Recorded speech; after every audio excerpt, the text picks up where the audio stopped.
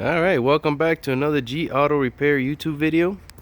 Today we're working on a 2006 E150 5.4 liter, and the issue is that the customer complained that he kept blowing a fuse and the car wouldn't start. He would replace the fuse, crank it up, drive, no problem, and then whenever he wanted to, it would blow it again. And he also complained that it had like a bit of a misfire going on.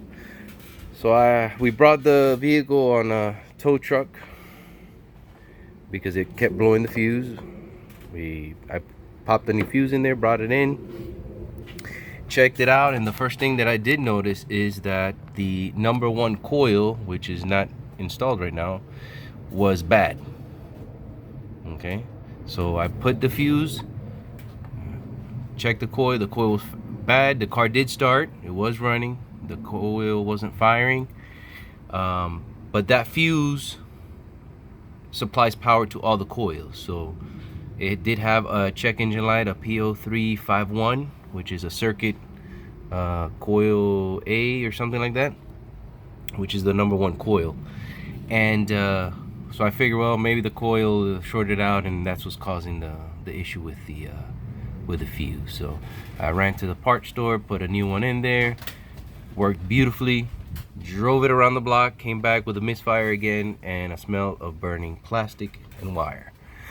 So I checked the coil and it was literally melted. Literally the sides were coming out. So I pulled it out, figured maybe it might have been a defective part. It happens. I've never had an issue with that particular brand or anything like that, but I said, well, anything's possible. Popped the new one in there, drove it around the block, the same thing. So I'm like, okay, this sucks. Either I got a bad batch or there's something wrong with the vehicle, like wiring or PCM or something.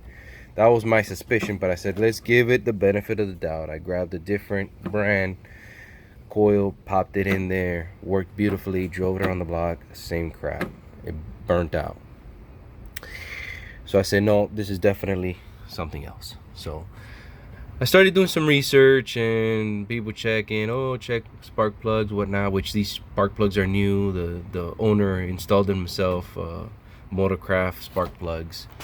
Everything seemed fine. Obviously he changed the alternator at some point. Obviously I checked the power and grounds, everything checked out. The voltage seemed okay. Checked it with my oscilloscope. The waveform seemed normal to me. I'm not a guru.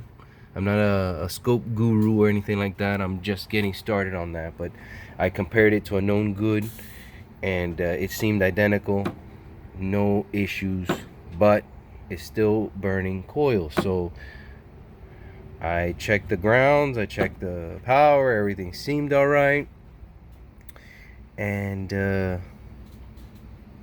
I assumed that it might have been a bad PCM because I did some research and I also found people. I said, no, I had a similar problem and it changed coils in the PCM and blah, blah, blah, and it fixed the problem. So I figured there's something funky going on with the PCM, that maybe under stress or under the heat or something. Sometimes PCMs, computers, modules, things under certain conditions do weird things.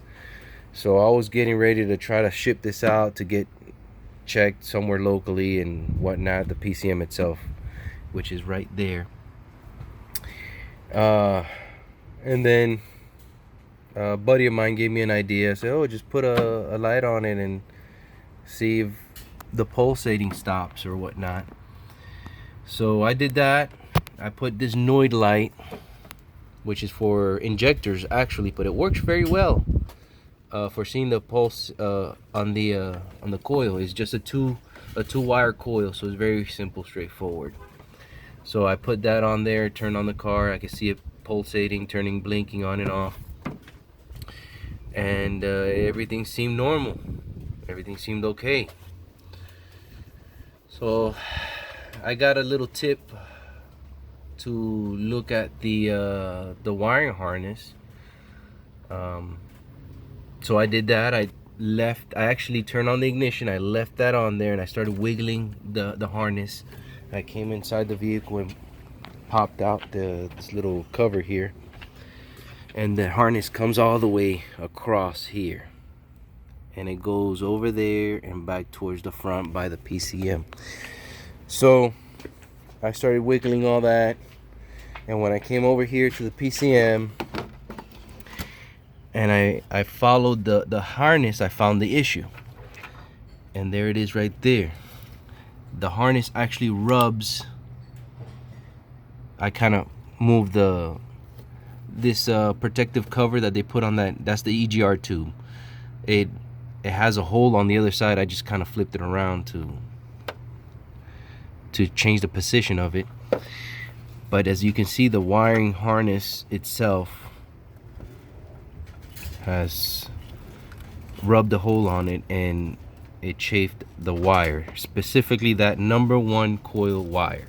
That's the ground that goes to the wire, to the coil, I'm sorry. And I already put a piece of tape on there, so that's, I don't know if you can see it very well in the video or not, but I already put a piece of tape on there.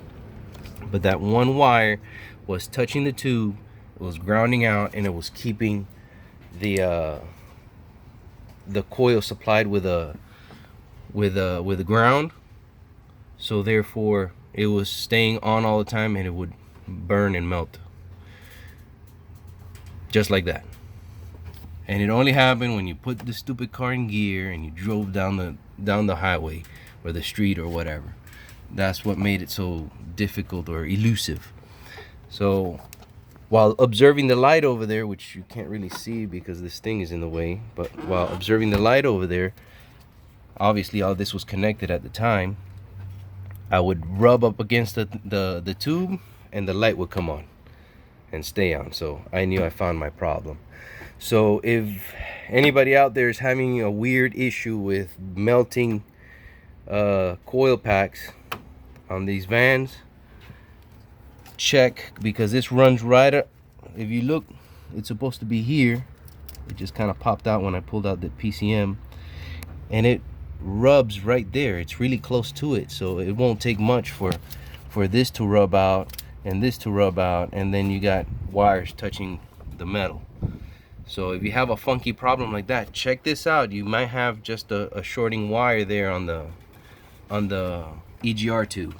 Okay, so I hope this video was helpful. Please like and subscribe, and we'll catch you on the next video. Ciao.